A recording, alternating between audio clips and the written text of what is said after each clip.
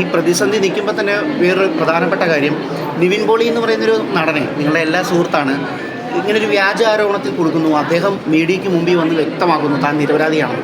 താങ്കളുടെ ചേട്ടനാണ് ആദ്യം തന്നെ സിനിമാ മേഖലയിൽ നിന്ന് പിന്തുണച്ച ഒരാൾ വരുന്നത്. ഇപ്പോൾ അത് ഏകദേശം പൊതുജനങ്ങൾക്ക് വ്യക്തമാകുന്നു ഇതൊരു ഫേക്ക് സംവിധാനമാണെന്നുള്ളത്. എന്താണ് ധ്യാൻ ചേട്ടൻ ആ ഒരു വിഷയത്തിൽ പ്രതികരിക്കുന്നത്? എന്താ ഫേക്കാന്നത് പ്രൂവ് ചെയ്ത് കഴിഞ്ഞാൽ തന്നെ നമ്മൾ തിരിച്ച് അവർക്കെതിരെ നിവിൻ കേസ് കൊടുത്തോ? ഇല്ല. എന്തോ കേസ് കൊടുത്തോ? ഇല്ല.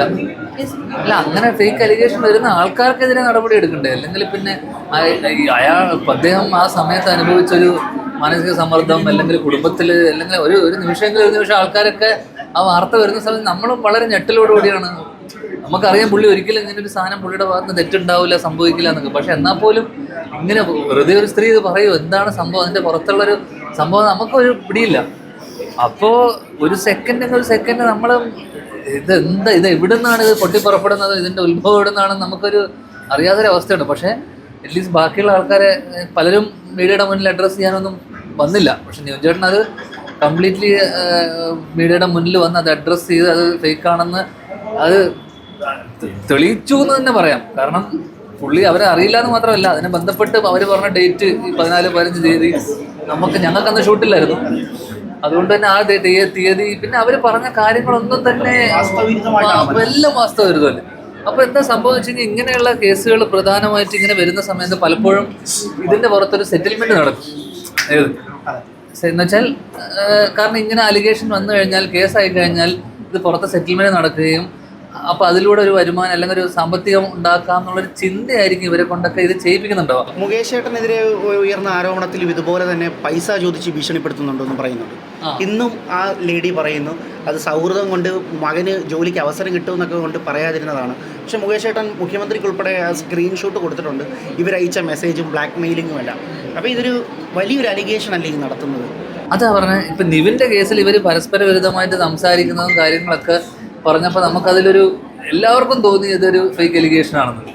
പക്ഷേ ബാക്കിയുള്ള കേസിൽ നമുക്ക് പറയാൻ പറ്റില്ല ഇത് കംപ്ലീറ്റ്ലി ഫേക്ക് ആണോ അല്ലയോ എന്നുള്ളത് നമുക്ക് പറയാൻ പറ്റില്ല. കാരണം അത് നമുക്ക് അറിയാത്തിടത്തോളം മറ്റേത് ഇവരുടെ ഭാഗത്ത് തന്നെ പാളി. പക്ഷെ പാളാതെ കറക്റ്റായിട്ട് വന്നിട്ട് കാര്യങ്ങൾ കമ്മ്യൂണിക്കേറ്റ് ചെയ്ത് കഴിഞ്ഞാൽ നമ്മളെല്ലാവർക്കും ഇത് എങ്ങനെ തെളിയിക്കും ഇത് ഫേക്കാണ് അല്ലയോ എന്നുള്ളതൊന്നും കൃത്യമായിട്ട് ഞാനൊരു ഉത്തരം പറഞ്ഞുകൊണ്ടിരിക്കുന്നു.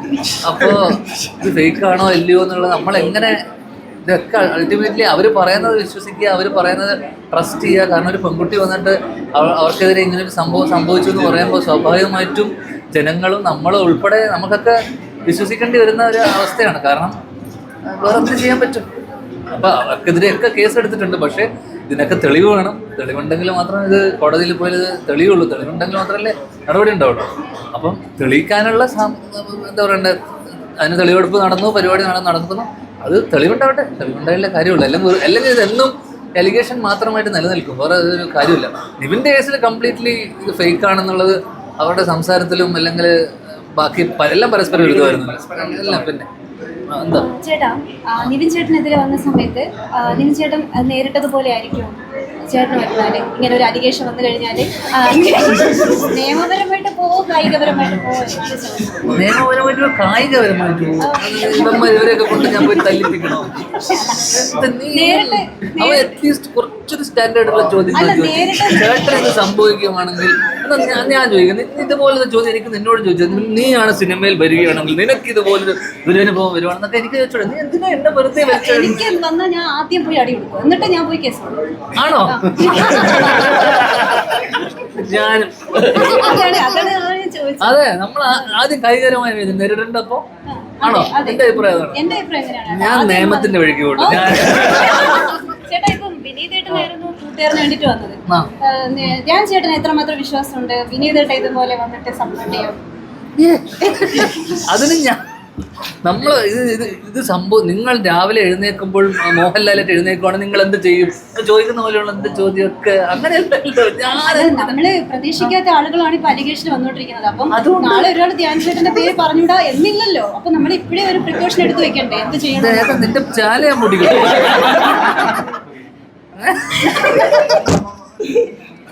ഇതെന്താ സംഭവം പറ്റുമെന്ന് അറിയാമോ? നീ ഇങ്ങനെ ചോദിക്കുമ്പോ എന്നോട് പ്രത്യേകിച്ച് ചോദിക്കുമ്പോ ഇല്ലേ നിനക്കോടുള്ള എല്ലാത്തരെയും കിട്ടുക. എങ്ങനെയെങ്കിലും ഫേമസ് ആകണമെന്നാണ്.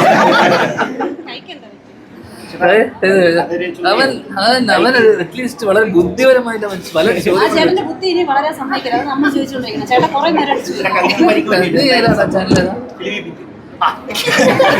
നമ്മുടെ ചാനല് ഓ അവൻ ഇടക്കിടക്ക് വന്ന് കാണാറുണ്ട്. അവൻ ഇപ്പൊ അങ്ങോട്ടേക്ക് വന്നല്ലേ, കൊച്ചിയിലുണ്ടല്ലേ. ചേട്ടാ ഇത് പൂട്ടേണ്ടി വരും നീ. തിരിച്ചു വെച്ചു. അത് വേണം. അത് കുറച്ച് ഇങ്ങനെ ചോദിച്ചതിന് നിന്നെ ഞാൻ കായികമായി നേരിടണോ? എന്നെ ഇല്ലാത്ത എന്നെ പിടിച്ചിട്ട് ഇതിലോട്ടേക്ക് വിളിച്ചു. അതാണ് ഞാൻ ചോദിച്ചത്. അങ്ങനെ ഒരു കാര്യം വന്ന ചേട്ടാ അങ്ങനെ ഇല്ലാത്തൊരു കാര്യം എങ്ങനെ വരിക? ഇല്ലാത്ത കാര്യങ്ങളാണല്ലോ വന്നുകൊണ്ടിരിക്കുന്നത്. അപ്പൊ വന്നാല് നമ്മൾ എങ്ങനെ അത് നേരിടും? അത് വരുമ്പോ ആലോചിച്ചാ പോരെ. നിവിൻ ചേട്ടൻ പിന്നെ നിയമപരമായിട്ട് പോയി. ആ എല്ലാരും ഒരാളെ തല്ലാനോ പിടിക്കാനോ കാര്യമുണ്ടോ? നമുക്ക് നിയമപരമായിട്ടല്ലേ പോകാൻ പറ്റൂ. ഞാനിപ്പോ കായികപരമായി പോവുകയാണെങ്കിൽ അതിന്റെ പേരിൽ പിന്നെ അവര് വേറെ കേസ് എടുക്കൂല്ലേ. നമുക്ക് പിന്നെ നോക്കാം.